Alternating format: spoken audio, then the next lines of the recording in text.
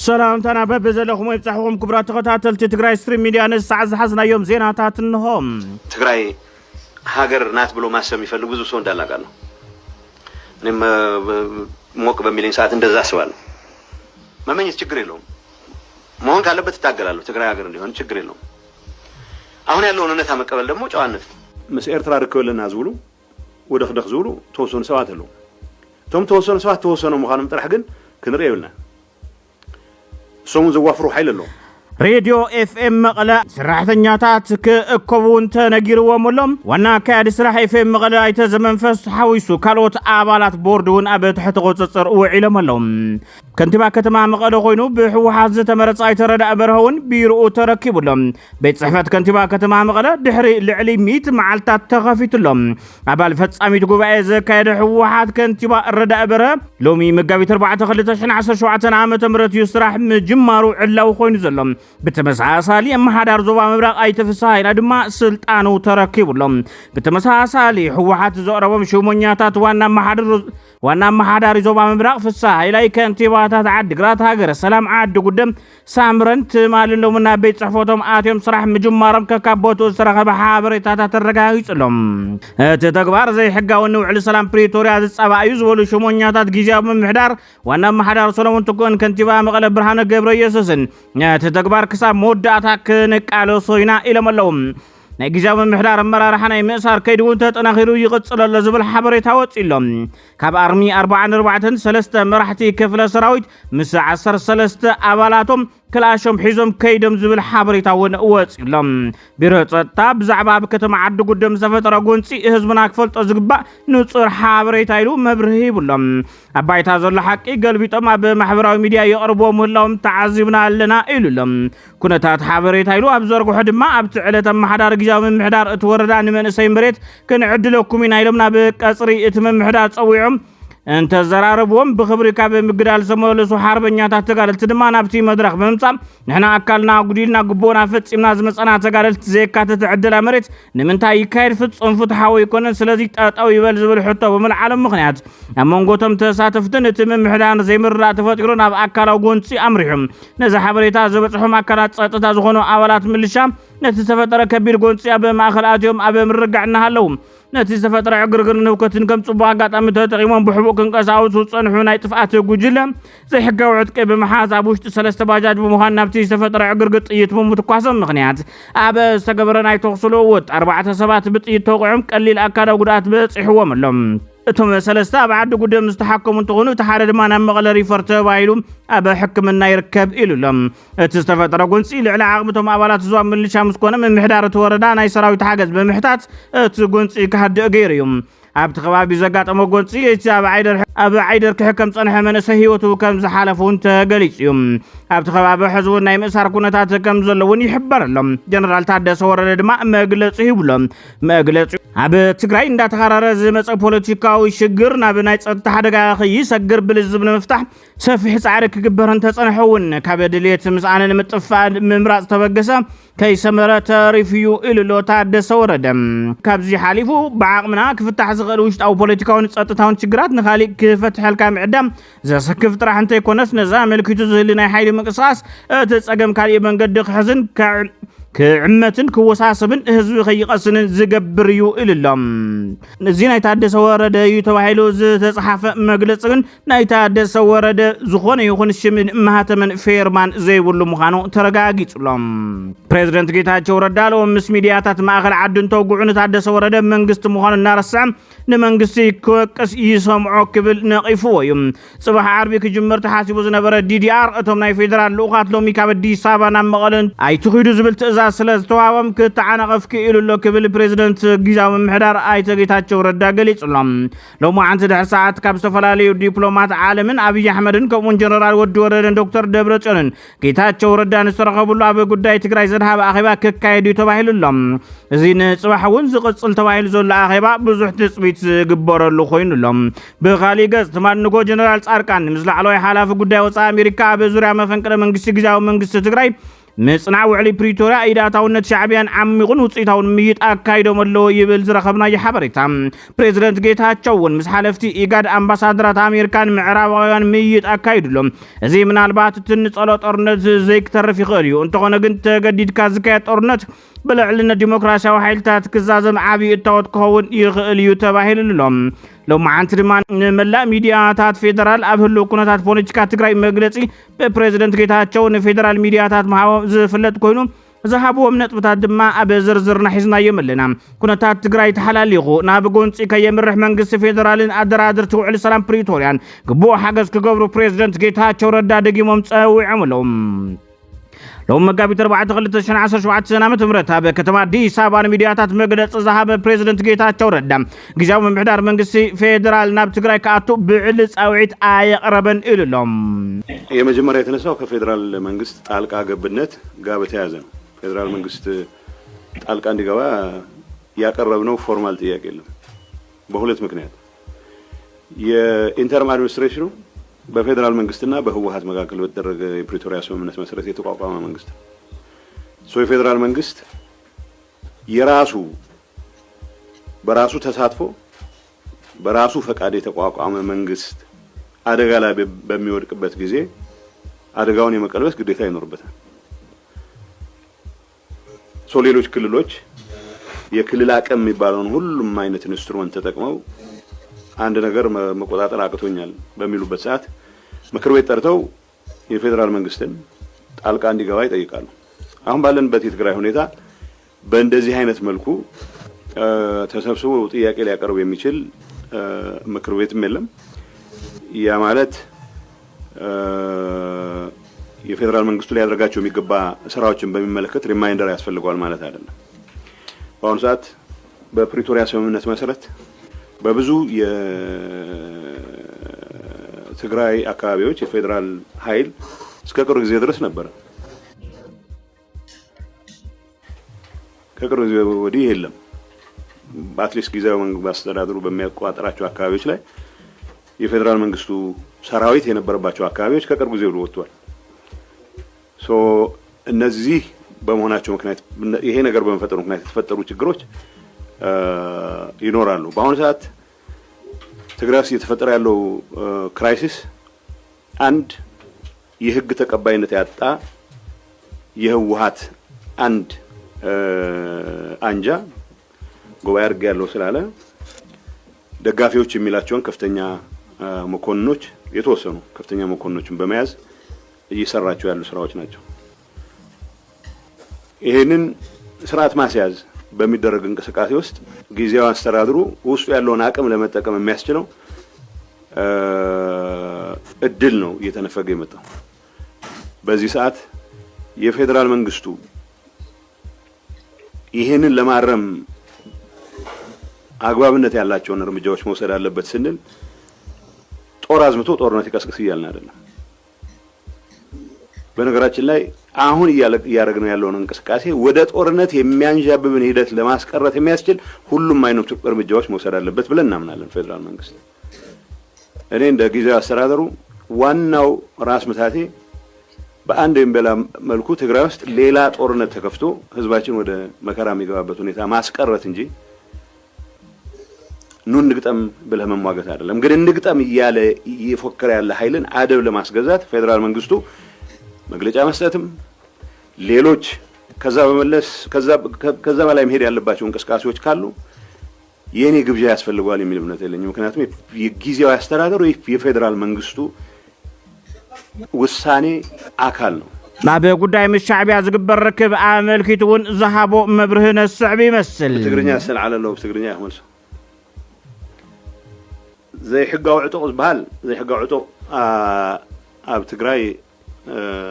يبلنا عطوق له عطقو كورد زغبو ب10 شحات قصر لنا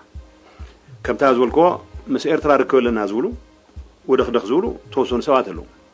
ቶም ተወሰኑ ሰባት ተወሰኑ መኻንም ጥራሕ ግን ክንርኢ ይብልና ሶም ዘዋፍሩ ኃይል አለው ሶም ገገሊኡ ጉጅለ ጉባኤ ስለዝገበረ ነው ደግፍና حدنا هنقبرنا زولو سوات اللو بوغل منقست إيرترا نزيهم ناي بحقي أمنهم دو يفوتوهم دو سو كالي قداي يفوتوهم أنا كم يزفلت أتليست وصون ورك مس منقص إيرتراس لازم وراني نزيهم كم عبيتي أسيتون زوصل يخون جن كم يوزفول إيديتهم زوصلوا بحق زفولته مالتي ستقيمهم مم كم مسار حط قام لهم زلوا يفلت حرت جرحوا سدقاقهم حق إز مسلكه وقرو مس حاونا حزب إيرترا خوينا مالت حد نجاري أحواتون سلزقنا مس منقص إيرترا زبالة جن وي كتتعرق لك زت فوق طفات قبل خلله حكي إذا أون كي تجارت ودخله قالوا يحزب تاباتات قوتات أبزي خوينا هنواجع قال زول التجراي ناي مواجع ميدا خبر زقوا يسب تحلف نسقوا دلي سوزي ناي مبزحتي ناي سرايت حلافي شجرونه يهونن لعلوت أز سرايت كله مبزح ما مزقته يهون أبزقته توصلوا له political مرحتي ناي كلهم ولا ناي تحمق بجلة كلهم هنا يكونوا إذا influence اللي نزل جن أبزو دخ أتوا نهزب تجراي كم طلع مسعود زوسر حيل جنله ذكليري زي شركنا هذه لعلو كله كنقالو سو زغبنا تግራይ دقيما ناي كوينات عود كتخون سلازغدد بوغن منግስት ኤርትራውን عسو كن حيزنا ገለገለ ዝባል ዘረባታት ይስማዕ ኣሎ ስለዚ ቁሩ ፈንተቲልና ኣብ ትግራይ ሆይናቱ ኩናት ንግበር እምበር አባና ክሳም ዝመጹ አይንጽበኒ ስለዚ they don't care ብዛዕባ ትግራይ ተተኻይሉ ጥይት محزل መዝሕልኹም ተዘይኹንቱም ቦታታት ድፈእ ቢልኻ ትምክተሉ ሁነታት ተፈጠር ነዚ ዘሳጥሕ ናይ ወርቅ ንግዱ እምበር ናይ ስርቁ እምበር ናይ ሰባት ዝውውር ትርፉ እምበር ካልእ ነገር ዘይርኢ ግን ዕጡቃት ከዋፍር ዝኽእል ውሱን ሓይል ኣሎ ውሱን ፖለቲከኛ ውሱን ናይ ሰራዊት ሓላፊ በልክት መብዛሕትኡ ኣብዚ ጉዳይ እዚ ኣይኣቱን ከኣቱን ድሌት ይብለን እዚ ማለት ግን ተወሰኑ ሰባት ዘሳወሩ ሓዊ መላ ህዝቢ ዝስሕኑ ስለዚ ዝግምት እቲኻ ተናይ መጀመርና ስራሕና ክኾን ዝግባእ ምስ ዓለምስ ምስ ፌደራል መንግስትስ ምስ ኩሉ ናይ ህዝቢ ትግራይ ሰላም ዝደልስ ኮይና እዚ ጉዳይ እዚ ከይፍጠር ክንሰርሕ ንኽእል ኣለና ኣብዚ ሕዚ እዋን ኣብ ትግራይ ናብ ዘየድሊ ቅልውላውን ኩናት ንምእታው ዝፍትን ኣብ ትኽልል ተቐባልነት ሕጊ ዝሰኣነ አንጃ ህወሓት ከም ዝኾነ ገሊጹ ብቦርድ መረፃ ኣፍልጦ ዘይተዋሃቦ እቲ አንጃ ጉባኤ ገይረ ብዝብል ሰበብ ዝተወሰኑ ብረብሓ ዝተኣሳሰሩ ሓለፍቲ ሓይሊ ፀጥታ ብምሓዝ ጸገም ይፈጥር ከም ዘሎ ተዛሪቡ በቀበሌ ወረዳን ዞባን ናይ ትካላት ማሕተም ብዘይሕጋዊ መንገዲ እናመንዝዐ ከም ዝርከብ ገሊጹሎም ክልል ትግራይ ዳግማይ ናብ ኩናት ንኽይኣቱ ድሌተይ ዝበለ ኣይተ ጌታቸው ረዳ ነዞውን መንግስቲ ፌደራል ተጽቢት ዝግበረሉ ክዋፃእ ይግባእ ኢሉሎም ብፍላይ ስምምዕ ሰላም ፕሪቶሪያ በዘተኣማምን ኩነታት ብኩሉ ወገን ንኽትግበር ንኽስራሕ ኣጽንኦት ይብሎም ብሓፈሻ ፕሬዝደንት ጌታቸው ረዳ ሎም ዝለዓሎም ነጥብታት بري منجس فيدرال أب كل التجراي زجورم أون تاوس راح تمتكاس بوجود الحوات تقبل نزسن باندان نتزفر جنيل لم زحيلي أجندة سلام المعات نسبة تجراي بمزع أجندة قلولاون عقر قرن مفسارهم هزبي أب منك أب مسكرا ومن قد الدون قبل غيرهم كل نهلو ناس بتجراي إن إثيوبيا يربي حلو زعمن هزبي كاب زقات مقلولاون خوت زكالو خجبر اللون إلهم علامات تجاو من محدار كل التجراي بتخلل سلام من رجعات نداق من ساتي يكون متخلل مسارات منبر قصال مرچا كساب زكار سراحت ريفورم مكياديو إللهم نبار تواقعات مليسكا اقرناي متكالن تمزابلت ناي ملا سراحت تناخيرهم مقصال اللهم نازد ما منقصون قدو كوات اللو إللهم عبيدي ميدياتات عالمون بتقراي بزلو هناتات مغنيات حدش قنصي كي لعال سقعات مقرات جميران اللوام قابزن عبيتي ميدياتات عالم زغنا واشنطن تايمز RTL Today ABC News Foreign Policy Africa Reporter زوصوهم تግራይ ኣብ ትግራይ ጸላሊ ዘሎ ስጋት ዝምልከትዮም ኤምባሲታት ልዕሊ 20 ሃገራትን ዓለም ለኸ ውዳበታትን ስምምዕነት ፕሪቶሪያ ንኽትግበር ሙሉእ ደገፍ ከም ዝገብራ ድማ ገሊጸን ኣለዋ ኣሜሪካን መሓዙታን ኣብ ትግራይ ዘሎ ምዕባለ ይከታተልዎ ምህላውን ካሊእ ጎንፂ ከጋጥም ከም ዘይግባእን ክልቲኦም ኣካላት ወጥራ ህዲኦም ናብ ልዝብ ከኣቱን ጸዊዕን ኣለዋ ኤምባሲታት ለልዕሰ ሃገራት ዓለም ለኸ ውዳበታትን ኩነታት ትግራይ ናብ ዝኸፈ ከየምርሕ ዘለወን ስጋት ብምግላጽ ነቲ ኩነታት ብትኹረት ይከታተሉ ከም ዘለዋ ኣፍሊጠን ስምምዕ ፕሪቶሪያ በአግባቡ ንኽትግበር ሙሉእ ድጋፍ ከም ዝገብራውን እተን ኤምባሲታት ገሊጸን ኤምባሲ አሜሪካ እንግሊዝ ኒውዚላንድ ጃፓን ኖርዌይ ቤልጅየም ቡልጋሪያ ቼክ ሪፐብሊክ ዴንማርክ ጀርመን አየርላንድ ግሪክ ስፔን ፈረንሳይ ጣሊያን ሉክዘምበርግ ሃንጋሪ ሆላንድ ኦስትሪያ ፖርቹጋል ሮማንያ ስሎቫኒያ ፊንላንድ ስዊድን ከምኡውን ልኡኽ ሕብረት ኣውሮፓን ኣብ ትግራይ ዘለዉ ቀጻለ ምዕባለታት ይከታተሉ ምህላዎም ገሊጾም ኣለዉ توترن سممعنت بريتوريا كي عنكف تنقاقه قبر ذات حساسباتن إمباسطات وكلت عالم لخ ودابتاتن ات سممعنت بملؤنت نختكبر سعرن قصال مخانو دما افليط انلوام حتى هلونانا ابز غنغنلو غزيف زبال قطر تفناقلي ابزللو دارغا فرق مريت ناب توررلوان كونكا حزبنا ناب توسخ عنكليلن دبنا خويناتن كات مغبار غبن كم زغونون سالساي ويانه تግራይ ገሊጹሎም ብሔራዊ ስምረት ሓድነት ተዓጢቃ ህልውና ህዝብና ውሑስ ምግባር ሓያል ቃልሳብ ዝጠልበለዋን ብሰንኩ ኩለ መዳዊ ሕመቅ ህወሓት ብሔረ ትግራይ ናብ ተወሳኺ ረግረግ ይኣቱ ምህላው ምርኣይ ንማንም ጉዱስ ትግራዋይ ኣዝዩ ዘሕምም እዩ ክብል ገሊጹሎ ሳልሳይ ወያነ ትግራይ ካብ ዝወፃኢ ብብረት ስልጣን መሓዝብል ስሳዕ ስልጣን ዝወለዶ ገባታ ካይዳ ንትግራይ እንትሒዝካ ንትግራይ ትሒዝካ ጠላዕ ምጽዋት ምዃኑ ተኣሚኑ ብዘይውዕል ሕደር ጠጠው ክብልና ፀዋዕና መላእ ህዝብና መንእሰይ ትግራይ ናብ ዝዛዕባ ሓቢሩና ፀጥ ክገብር ንፅውዕ ኢሎም ጥምረት ፈጠራ ሰለስተ ወድባት ትግራይ መዳረግቲ ውዕል ፕሪቶሪያ ኢዶም እትዮም ክፈትሑ ምፅውዕን ዝዝከር እዩ እዚ ከምዚ እናሃለዎ ምክትል ኣቦ ወንበር ውድብ ህወሓት ኣይተ ኣማኑኤል ሰፋ ኣብ እዋናዊ ኩነታት ፖለቲካ ትግራይ ኣመልኪቶም ንማዕኸናት ውሽጢ ዓዲ መግለፂ ይህቡ ኣለዉ ካብ እቲ መግለፂ ዘሎ ዝርዝር ድማ ብናይ ፅባሕ ዜናና እናባኹም ክነብሎ ምዃንና ክንገልጽ ንፈቱ ኣብ መወዳእታ ጋዜጠኛ ሃይለ ሚካኤል ብዛዕባ ግዝያዊ ምምሕዳር ኣመልኪቱ ፀሓፎ بمغرب تحسنا كنزازمو هايلا ميكيلن تقتل بقانقوا تግርኛ ግምት ማለት ነገራት ንፍጻመከም ኮውን ዘይ ኮውን ይኽልልካ ናይ ባዕልኻ ድሌትን ተጽቢትን ሓዊስካ ትእምተሉ ኸይድዩ ከም ዝፍለጥ ኣብ ግምት ፍጻመታት ናይ ሙኻንን ዘይ ሙኻንን ዕድል ስለ ዘለዎ ድሕሪ ግምት ሓደ ሰብ ካብቲ ዝለልዮ ወይ ከዓ ዝጽበየ ነገር ተጻራሪ ፍጻመ ክርኢ ይኽእል ይልሎም ስሚ መርሕ ጧፍ የብረ ከም ዝበሃል ድማ ኣብ ትግራይ ዝርከብ ግዝያዊ ምምሕዳር ትግራይ ግምት ልክዕ ከም ሱማበ ክንድስተዋሃቡ ዕማን ብዝግባእ ዝፍጽም ክልተ ዓመታት ሙሉ ኣብ ግምትን ጥራሕ ተሸኺሉ እዚ ኣዝባል ከይሰረሐ ጸኒሑን ኣሎን ድሕሪ ምኽታም ውዕል ፕሪቶሪያ ግምት ዝተጣየሸሉ ዕላማ ግዛኣታት ትግራይ ሙሉእ ብምሉእ ከውሕስ ኩሎም ተመዛበልትን ስደተኛታትን ናብ በረቦቶም ክምልስ ዳግመ ሕውየትን ጉዳይ ካሕሳን ከሳልጥ ተሓታትነት ከረጋግጽ ኣብ መወዳእታ ድማ ጉዳይ ዳግመ ምጥያሽን ዲዲኣርን ሰራዊት ተግባራዊ ክገብር እዩ ተጣይሹ እንተኾነ ግዝያዊ ምምሕዳር ትግራይ ካብቶም ልዕሊ ኢሎም ዝተዘርዘሩ ቀንዲ ዕማማቱ ዋላ ንሓንቲ እኳ ኣይፈጸመን ወይ ከዓ ተግባራዊ ኣይገበረን እዚ እንትበሃል ውሽጣዊ ማሕለኻታ ኣየጋጥምን ማለት ኣይኮነን እዚ ኩሉ ዝፈልጦ ፀሓይ ዝወቆ ሓቂ እዩ ግን ካብ ትግራይ ፖለቲካዊ ስልጣን ሚድያንን በጀትን ትግራይ ዝተቆጻጸረ ግዝያዊ ምምሕዳር ትግራይ ንዘጋጠሙ ማሕለኻታት ከም ዘሎ ኮይኑ ባዕሉ ከም ግምት እንታይ ሰሪሑ ዝብል ሕቶ መልሲ የብሉን ግዝያዊ ምምሕዳር ትግራይ ኣብ ክንዲ ኣብቶም ዝተዋሃቡ ዕማማትን ሂቡ ዝሰርሕን ዝፍጽምን ግዚኡ ኣብ ግምት ኣብ ምትላኽ ንግዝያዊ ኸስቢ ዘለዎ መግለጽታትን ጥራዓናትን ምውፃእ ልዕሊ ኩሉ ከዓ ንሽምን ዕላማን ግዝያዊ ምምሕዳር ትግራይ ከበላሽዩ ዝኽእሉ ብዙሕ ረብሓ ዘይብሎም ገለ ሰባት ናብ ቅድሚት መሪሕነት ብምምፃእ ቁፅሮም ዘይነዓቕ ደገፍቱ ከይተረፈ ንኽጠራጠርዎ ገይሩ እዩ ብተወሳኺ ኣብ ቁም ነገር ዘይብሎምን ህዝቢ ንኽከፋፈል ዝገብሩ ፀርፊ ዝበዝሖም ሰሙናዊ ዋዕላታ ኣብ ምድላውዮ ግዚኡ ሕሊፍዎም ወረርቲ ሓይልታት ናብ ምዕራብ ትግራይ حدش عطقات يأتولو زبل حتون تقرب مكتل جزاو من محدار تقرأي زغنا ليتنال جنرال صاركان منقص فيدرال نخلهم عطقات يوصوم اللخو كو إلنا يزبل بجزاو من محدار تقرأي ملسي هبنيرو تمزابلت معازيوم زملوتو تباهلون بريزيدنت جزاو من محدار ጌታቸው ረዳን ተሕተት ልዕሊ 6 ኣብ ሓጭርዋን ኩሎም ተመዛበልቲ ንኸምለሶ ምስ ፌደራል ተረዳዲና ለና ዝብል ኣብ ግምት ዝተደረኸ መልሲ ይህብ ኣካል ውዕል ፕሪቶሪያ ዘይኮነ ክልል ኣምሓራ ባዕሎም ብዝኸተልዎ ግምታዊ ኣካይዳ